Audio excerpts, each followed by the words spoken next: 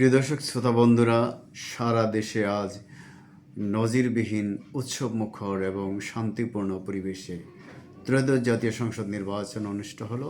ইতিমধ্যে ভোট গ্রহণ শেষ হয়েছে, এরপরে শুরু হবে ভোট গণনার পালা।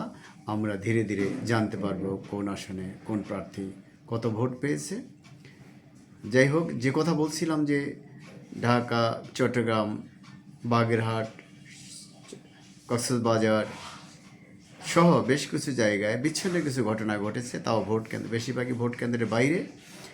কিছুটা বাগেরহাটে ভোট কেন্দ্রের বাইরে জামাত বিএনপির সমর্থকরা মারামারি করেছে, সেখানে কয়েকজন আহত হয়েছে।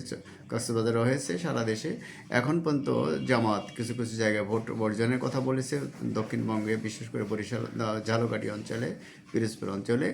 আর কোথাও তেমন কোনো অঘটনের খবর এখন পর্যন্ত পাওয়া যায়নি। আমাদের বন্ধুবান্ধব যে যেখানেই আছেন না কেন, তারা প্রায় সকলেই বলেছেন যে অত্যন্ত চমৎকার পরিবেশে ত্রয়োদশ জাতীয় সংসদ নির্বাচন অনুষ্ঠিত হয়েছে, এবং যেটা গত তিনটা নির্বাচন অত্যন্ত বাজে নির্বাচন হয়েছে শেখ হাসিনার অধীনে তত্ত্বাবধায়ক সরকারকে বাদ দিয়ে, সে অবস্থার অবসান ঘটেছে গত বছর। এবং শেখ হাসিনা পালিয়ে গেছে ইন্ডিয়া। আমরা জানি যে আওয়ামী লীগ এবারে ভোট করতে পারছে না, নৌকা প্রতীকে ভোট হচ্ছে না, ফলে মূলত প্রতিদ্বন্দ্বিতা হচ্ছে ধানের শীষ এবং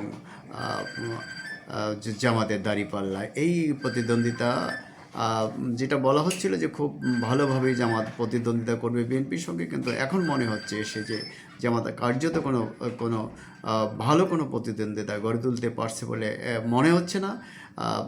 যাই হোক, যেটা নীরব হয়তো ভোট বিপ্লব ঘটে যাবে, যে দলই ক্ষমতা আসুক না কারণ। আমরা জানি যে অনেকটা এই গত 3 বছর শুধু না, তার আগেও অনেকগুলি নির্বাচনে যে যে পরিবেশ ছিল তার চেয়ে এবারে ভোটের পরিবেশটা ভালো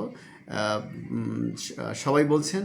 এবং নির্বাচিত সরকারের কাছে দায়িত্ব দিয়ে অন্তর্বর্তী সরকারের প্রধান উপদেষ্টা ডক্টর মোহাম্মদ ইউনূস এবং তার যে উপদেষ্টা পরিষদ, তারা চলে যাবেন এবং তারা দেরি করবেন না, শীঘ্রই তারা নির্বাচিতদের হাতে, বিজয়ীদের হাতে ক্ষমতা ছেড়ে তারা তাদের নিজ নিজ জায়গায় চলে যাবেন, দায়িত্বে চলে যাবেন। এবং দেশে একটা শান্তিপূর্ণ পরিবেশে একটি দল ক্ষমতা গ্রহণ করবে এবং অপর একটি দল বা জোট যারা বিরোধী আসনে বসবে, এবং যে তারা যে প্রতিশ্রুতিগুলো দিয়েছে নির্বাচনী ইশতেহারের মধ্যে দিয়ে, বিজয়ী দল অবশ্যই তাদের প্রতিশ্রুতি পালনে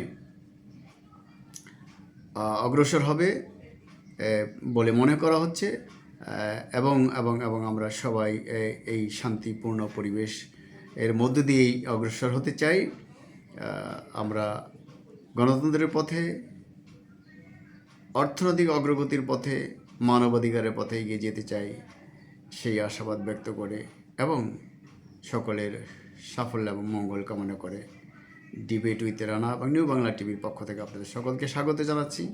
আসসালামু আলাইকুম, খোদা হাফেজ।